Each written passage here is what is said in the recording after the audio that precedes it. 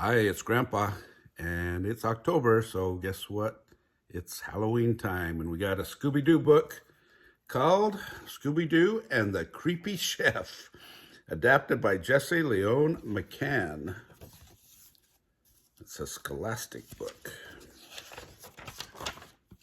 So here we go.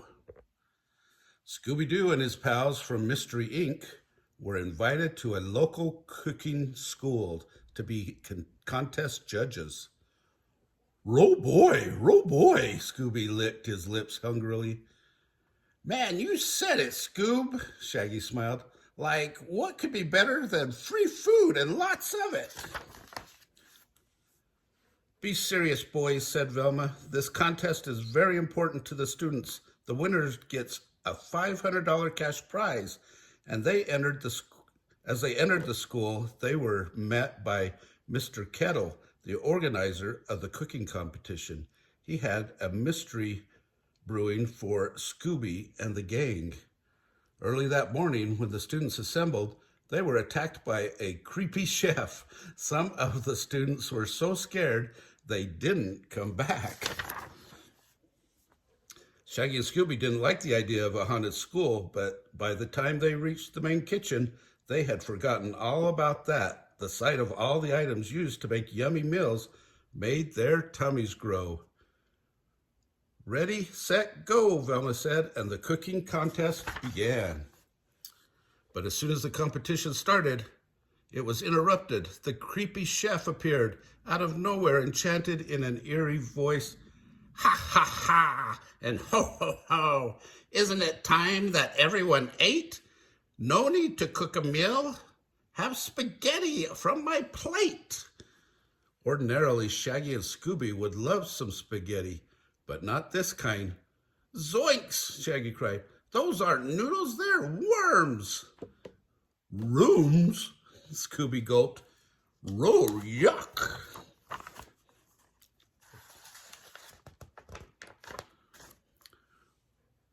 We need to find the creepy chef, Fred explained. Shaggy, you and Scooby check the storage areas. The girls and I will go back to the classroom.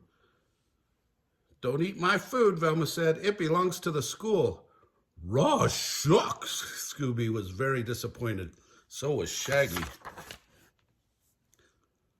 Like goodies everywhere, and not a drop to eat, Shaggy complained. The school wouldn't mind if we had a tiny sniff of this chocolate pudding, would they? Ruh-huh, Scooby agreed. Scooby and Shaggy didn't get what they hoped for when they opened the container. What they got were bugs, and lots of them. Oh no, Scooby cried. Run, Raggy, run! Like I'm with you, old pal, agreed Shaggy. Meanwhile, the rest of the gang found a ladder that led up to a series of catwalks. Up there, they could see all of the classrooms and spot a few clues. Look at this thin wire, Velma remarked. What would it be for? Jeepers, a worm, Daphne said. What is it doing up here? Scooby and Shaggy were in trouble, scalding hot, whirling trouble. Like, Scoob, how do we stop this crazy thing? Shaggy hollered. Oh, I don't know, Scooby cried. Row. They ran, but they didn't go anywhere. They hadn't noticed that the creepy chef had turned up the conveyor belt to its fastest setting. Finally, free from the dishwasher, Shaggy and Scooby ran into the freezer. Luckily, the creepy chef didn't want to follow, and the rest of the gang was already inside. Fred had thought of a plan to catch the creepy chef. All we need is Shaggy and Scooby to get his attention, Fred said. Zoinks! Shaggy exclaimed. I knew you would say that. Soon, Scooby and Shaggy returned to the main kitchen disguised as French chefs. Bonjour, said Scooby-Doo. Hello, like, where is the students? Shaggy asked, and with a very bad French accent, but it worked. The creepy chef appeared. Who have we here? Too many cooks spoil the broth. I say, ha ha and tra-la-la with my egg beater. I'll beat you anyway. But Fred had other ideas. He pushed over a heavy ice sculpture. It fell right on top of the creepy chef. Kabam!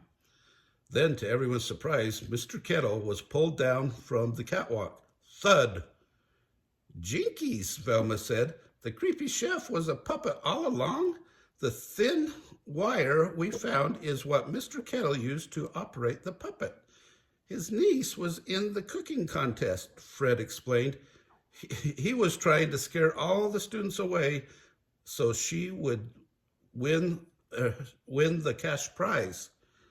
It would have worked, too, if it weren't for you meddling kids and your dog, Mr. Kettle grumbled.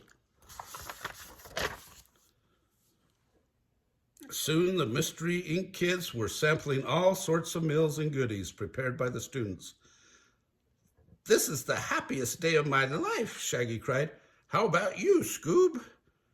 What could Scooby say except, Rooby-Dooby-Doo? Oh, hope you liked that story. If you did, smash the like button down below. Give us a big thumbs up. Subscribe to our channel, most importantly. Tell all your friends and watch our Scooby-Doo playlist and our Halloween playlist.